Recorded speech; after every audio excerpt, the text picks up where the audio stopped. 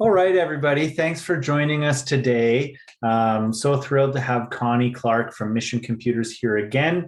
And for those of you who haven't met her, I think you're going to learn a lot today.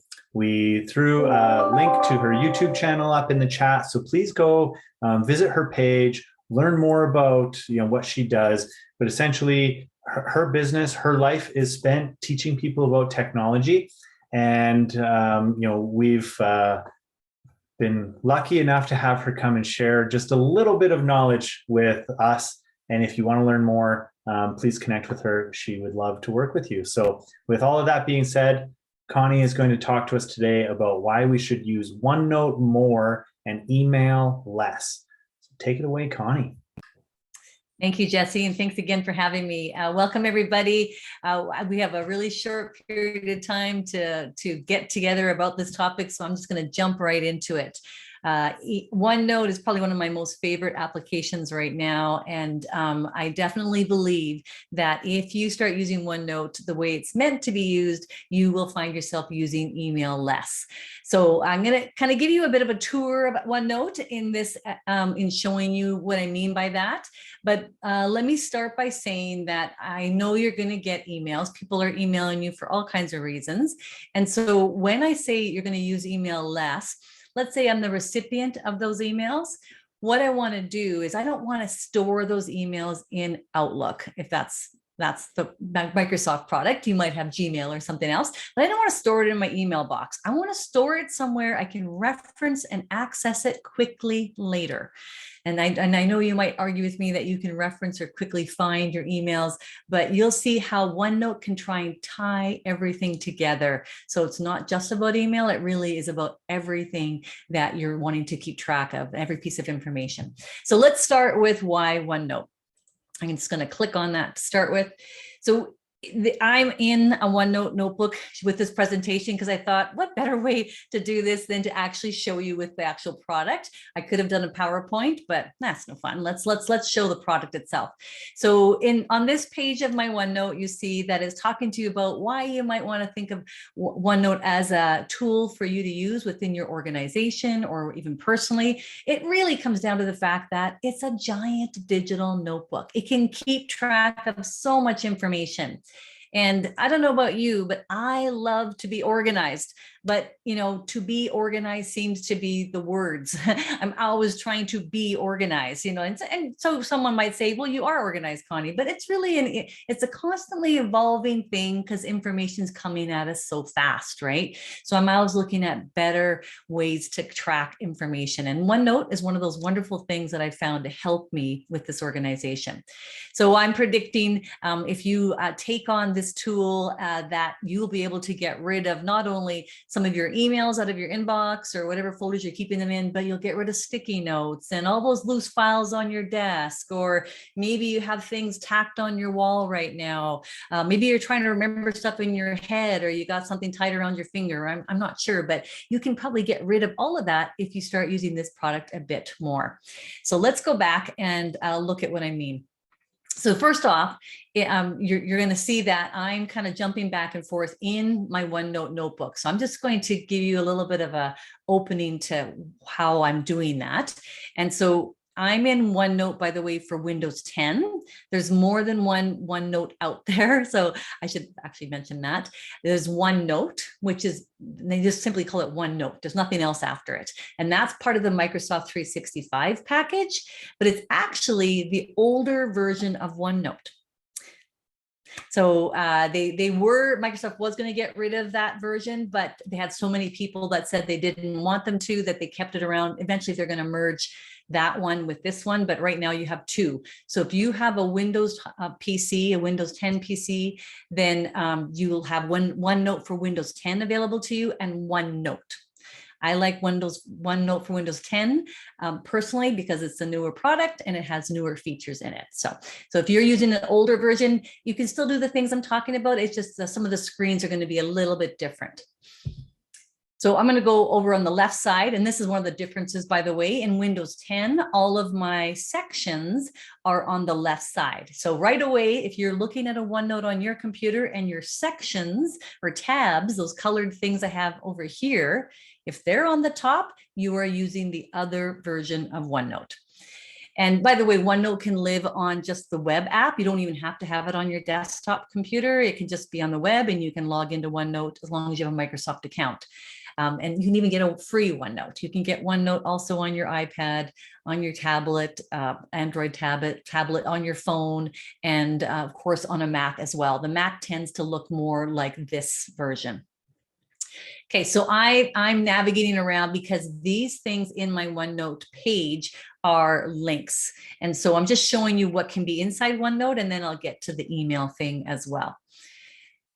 So I'm jumping from page to page because this link is just taking me to a different page. So I'm just going to go back. I have a back button here. I want you to watch that slowly, or I'm going to slow it down. So right now I'm in my introduction section. So that's a section of my notebook for classroom. And these are the pages in my section. And I'm on the OneNote instead of email page. Let me just go to a different section. Let's say advanced topics. Notice the page has changed. I'm on the shortcut page here. So see how if you have a binder with tabs in it, that's kind of the equivalent layout there. If you have a spiral notebook and you put little tabs in it, or there was tabs that came with it, that's again a similar layout. But let's go back to my page. I'm just going to use the back button to get to it. And so I can link to a page, and the next page I'm linking to is just typing. So the reason I want to show you this is that, I mean, some of the stuff that we're communicating with other people about is just information. We're sharing some kind of information with them, and maybe we're emailing it to them and they're emailing back their information.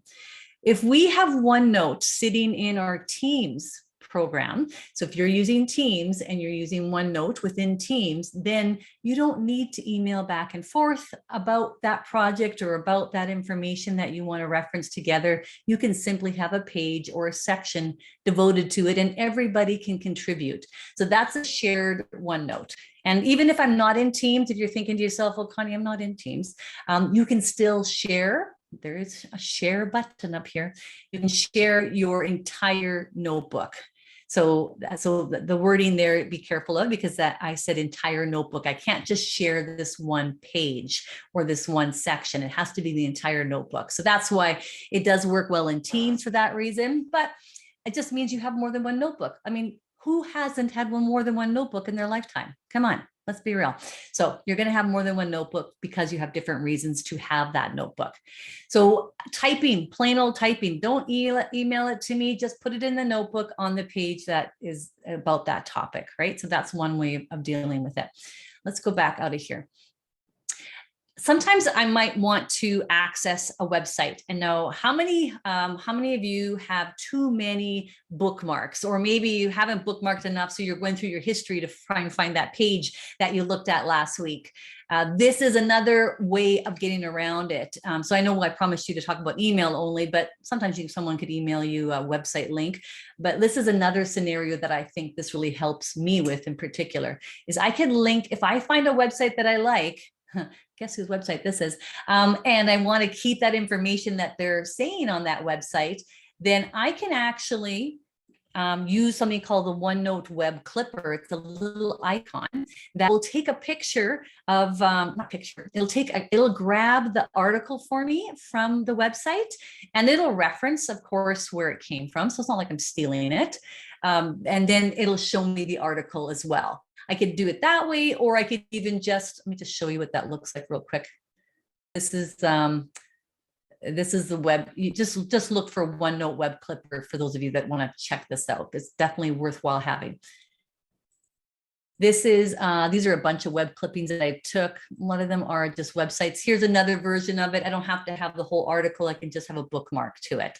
So I use this. Just going to take you on another path for a quick second. I use this in my recipes notebooks. There's all my notebooks, by the way. So my recipes notebook, now I'm going on my personal side here for a second. My recipes notebook I use a lot because I find myself Googling recipes all the time.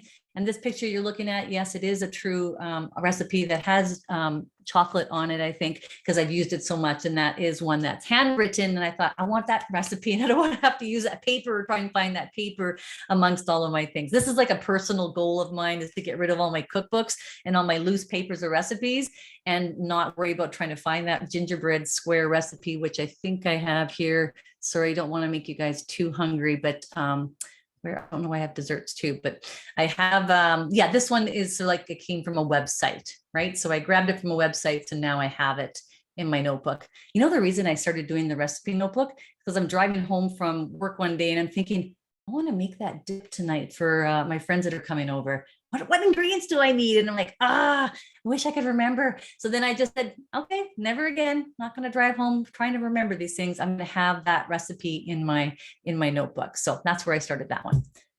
Let's go back. Hope you don't mind me going off on tangents here. Jesse's laughing at me. He knows. Okay, so then the other thing, we're going to get to email. I'm going to show you directly the email, an email example, but right now I'm just kind of giving you a glimpse of the things that can be in the notebook. And those things could be coming from your email or coming from people you email with, and you have a shared notebook instead.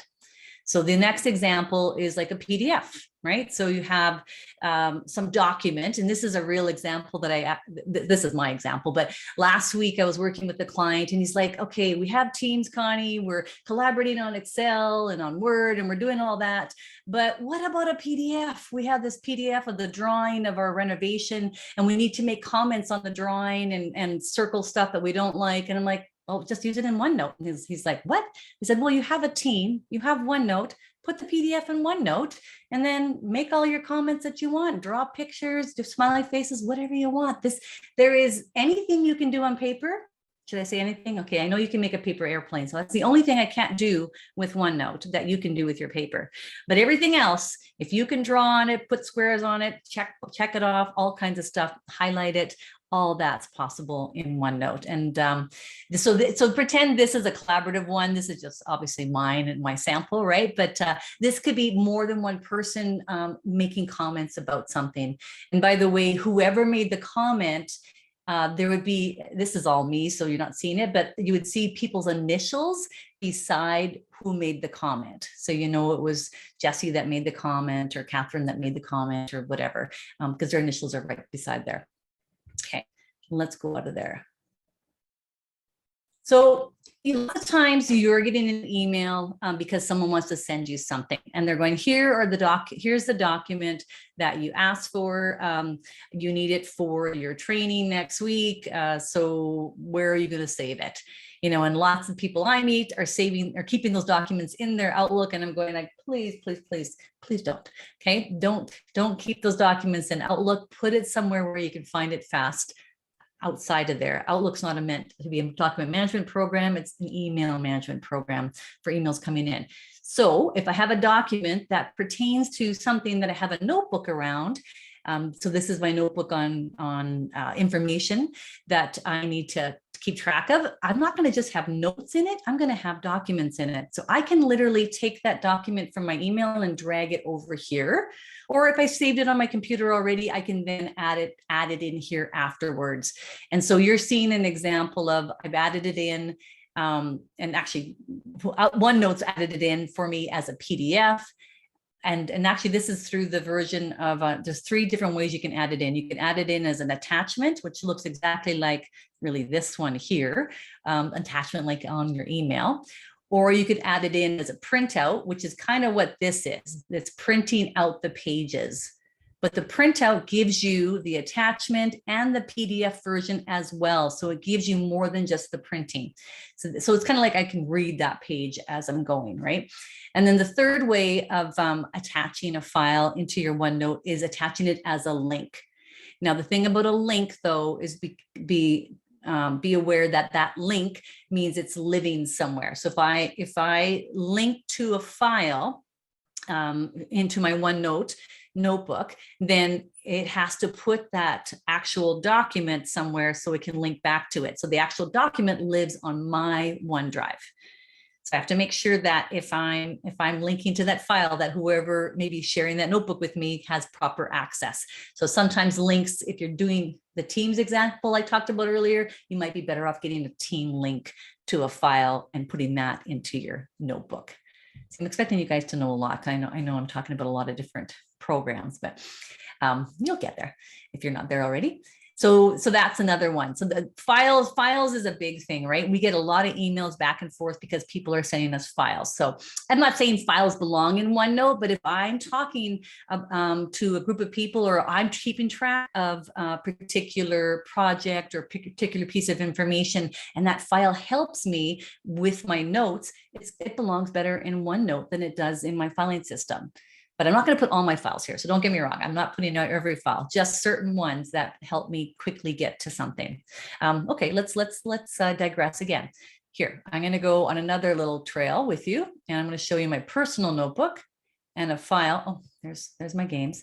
But a file that I, again, an example of a personal stories. I have two little dogs, and when they were first, when we first got them, we got this brochure from the vet that was puppy's first 15 months. So I'm like, okay, well, where do I put this brochure? I don't want to keep this loose piece of paper. And of course I could have made a file and all that kind of stuff, but what if I need to look at it when I'm outside my house or somewhere else? So I put the file I got from the vet into my OneNote.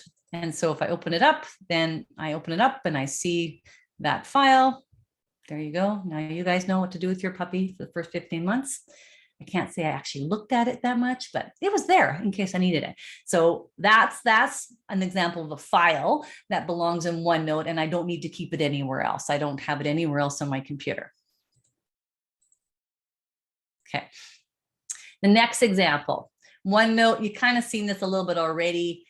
Sometimes I just need to scribble or I just need to kind of figure out, well, it's like you guys are thinking to yourself, well, I like paper, Connie. I like writing all over my paper. Yeah, I know, I do too. But I don't want that paper there for days. I like my desk cleared at the end of the day, or at least at the end of the week. So how am I going to get rid of those papers? Well, I can certainly take screenshots of them or scan them or just, drag them in here. And then if I want to make notes on them, why not do it this way? Because OneNote, this is one thing I didn't tell you yet. There is no actual size. I've not been able to find this. Maybe you can find it, Jesse, but I've not found anything anywhere telling me what the diameters of a OneNote page is.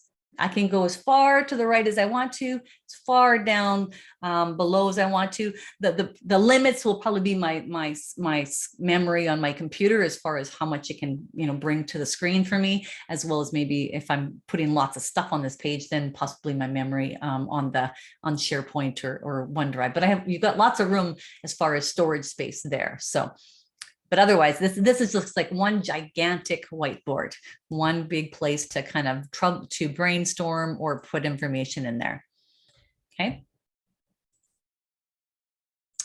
Now, another area that I really, really recommend to my clients for OneNote, and when I'm working with them, and say we're working on Teams, for instance, and then they're saying to me, okay, well, Connie, we meet with this group of people once a week. And here's our agendas. We're emailing those agendas. We're emailing the minutes. We're emailing the supporting documents. But the email for the agenda came out 2 weeks ahead of time. The email for the documents that are needed in the meeting came out 3 days ahead of time. And then 3 other people sent stuff for the meeting. And so then you're looking for your emails back and forth to try and find out where's all the emails I need for this meeting, right? So why not forget the emails entirely with that group of people, and for the meeting stuff, let's just have a meetings notebook. And so here I'm just showing you an example of a meetings page, but let me just open it up. So meetings could be a section in one of your notebooks for a project or a department, and then your actual meeting notes are just pages. I'm just giving you different examples of how they could look. Okay, and so you actually have the pages, so you can kind of see how I've divided mine up, but however it works for you. But all the documents that I need for that meeting can be stored in here. And now you could also, if you're using Microsoft Teams, you might be doing it within the Teams environment itself, within meeting notes there, but this would be the next best thing to that. Okay, now I clicked around a lot, so it's not going to back up to where I want right away. Okay, but meetings is a must. If I have a client that they want to use Microsoft Teams and SharePoint, and they don't even mention OneNote to me, I say to them, you meet once a week, you have to use OneNote. Sorry, that is the way it has to go, because it's just going to be so much better for organizing that information. Yeah, so I'm actually at my last topic here. How am I doing for time there? I kind of went through that pretty fast, didn't I, Jesse? You did great. And I just want to touch on that meetings one. That's one way that we use it. So we have a notebook, for the leadership team, and then we've got our agendas. We've got them broken out by dates. So if we ever have to say, oh, who talked about that? What were we going to do about that? Yeah, anytime, anywhere, just pop in, and it's right there. It's awesome. One thing I want to ask you though, because I don't think that we've maybe taken it this far, and it might be a limitation of OneNote, but when you put action items in OneNote, those don't actually sync over into like Outlook as tasks or anything, do they? Well, actually, the OneNote, the other one, so OneNote for Windows 10 took out that feature. I don't know why, but they did. OneNote, that's part of Microsoft 365, has an option for a task. It does have that option. It is in there. Yeah. And Roxana's asking, I think specifically about those meeting agendas, whether those were templates or where you would get them. And then she just wanted to see just a quick demo. How would you actually work in this? How do you type in it? What does that look like? And then, no, so you can see it. It's just like in Microsoft Word, except it's a lot more free form. So she's typing inside of those defined boxes. But if she wanted to create a new box of text, she could click in the bottom right-hand corner, the open section there. Yeah, I can really, that is exactly it, Jesse. It's like Word, but it's not like Word. It's like Excel, but it's not like Excel. You are working with a whole bunch of what's called containers in OneNote. So it's meant to be, because you have this gigantic space, it's kind of like, if I had a notebook, are you guys always in the lines on your notebook? I mean, I know I'm not. So it's just letting you, hey, write whatever you want, but then it can get a little scary. So you do want to try and keep yourself contained in that container. So if you notice, this is a container, you can kind of see that box around it, but this is a container, this is a container, this is a container. So that's just how I arranged it. And so you got to be a bit more like free flowing and less structured, I guess. And the follow-up question is just, can you show really quick how you would draw on one of those? You want to see my drawings? Okay. Well, just how do you do it? I think. Yeah. Okay. So if we want to draw, we're actually using this draw toolbar. And really, I mean, I should be on my Surface when I'm doing this because I can use my pen. As soon as you use your pen, it's assuming you want to be in draw mode. But here, if I'm on my computer and I'm using a mouse, so it's really not going to be very pretty at all. I'm just in draw mode, in draw menu. I pick up a pen, and I could actually pick the size of the pen, the color of the pen, and there's all kinds of stuff. Delete means delete the pen. I don't want a pink pen anymore. I apparently have got like 4 big highlighters. I need to delete some of those, but let's just use the pink pen. Okay. And then we're going to try and type in. Oh, wow. And that is, well, except I don't spell my name with an I, but I know I didn't think you did, but so that's okay. That lets me show you the eraser. And say, but even better, I erased everything. Hang on. It looks exactly like I would have signed my name. Let's fix it. Oh, no. Oh, there you go. Look at that. A really good drawer. I knew I kind of didn't think you did, but anyways, yeah. So the draw toolbar. The only problem with the draw toolbar is, and I do this all the time, is I'll pick it and then I can't get out of it. So as soon as you start clicking, it's already drawing. And it's like, hey, I'm leaving these dots everywhere. It's like So you want to turn the draw mode off by going to this little icon, which is select objects or type, and then draw mode is off. So I look like I have the measles here. So let me just fix that because I don't like that. Eraser. All the happy signs. Okay. Yeah. And then there's different kinds of erasers too. So drawing, yeah, this is very, there's a few things in here. Of course, there's even shapes and stuff like that. Yeah. So you get the idea, but do it on, do it with your iPad or your phone. Cause of course you can have OneNote on your phone as well, and just download it like an app and then log into it as you would log into your Microsoft products on your computer.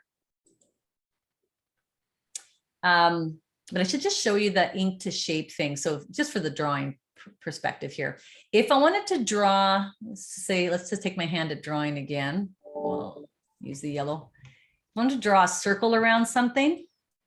Not so. I'm doing it on purpose. Well, actually not. Not so straight with that circle, or not straight is maybe not the right word, right? But it says here, you've got ink to shape. This one will make it look like you're a pro. Should have done that first. And you can see how it fixes it, right? So I can't make a bad circle. I also can't, just go back here. Even if my square looks a little bit scary, it's going to fix it. But that's ink to shape. So if I turn that back off and I don't have it anymore, I can pick other shapes that I want to do, and those are standard shapes then I can use. It's just playing with a lot of this stuff, right? To get used to it. So, I think there was another question. Yeah, ink to shape feature. Exactly. It is one of the best ones. There's a couple of other things. Let me just go to a couple of other things that are really important for you guys to know if you're gonna play with. Oh, and by the way, I didn't turn my drawing pen off. I'm like, why is so if you don't turn your drawing pen off, this is good to know. If you go to your other menus, like the home ribbon, things are grayed out and you're like, what happened to my ribbon? It's because you're still drawing. So it's like, you can't really bold things or underline things when you're in draw mode. So make sure you go out of that draw mode. Okay, but where was I going to go with that? Okay, so the other thing that I wanted to talk to you about, I'm sorry that this looks a little scary now, is that the search area here is probably one of the biggest reasons that I would use OneNote over any. And I know you guys are going to say, oh, I have search in my email. I search for everything. And not that that's how you talk, but that's how people talk to me. So I'm like, yes, I know you search for everything, but you found your email. But what about the document? Well, what about the notes you took? What about the phone call you had? So OneNote keeps it all together. It's not just about email, it's about everything else you need to know. So you want to search for something. What should I search for? A puppy, since we know I have puppies 15 months. And I don't have to remember what notebook it's even in. It found puppies first 15 months really quickly there. I don't know why it's under an RSV, but it is. So the search is very cool. Let me just go back. Oopsie, let's go back to my page again. The other thing that I use a lot in here is the tags. And so I know you were talking about the tasks, Jesse, but if I'm making notes and we're meeting about something and I need to keep track of, okay, I told Jesse I was going to do that. And then he told me he was going to do that for me and blah, blah, blah. Oh, I have this question I should ask him. I would use my tags. And so my tags are these things here.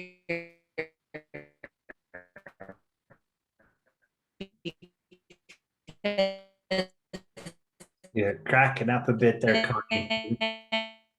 We might get you. Am I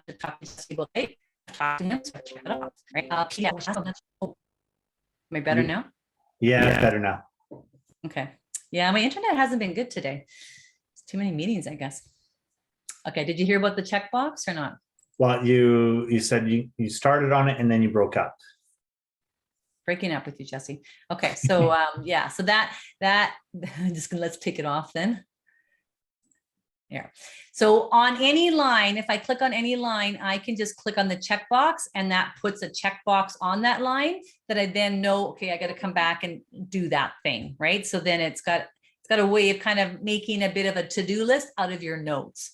plus the tags. So then I could just check mark that, okay, that one's done. So I don't have to be at the beginning of the line or anywhere in particular. It's anywhere on the line. And so the other tags I have available to me are in the drop down. Now I can make my own tags.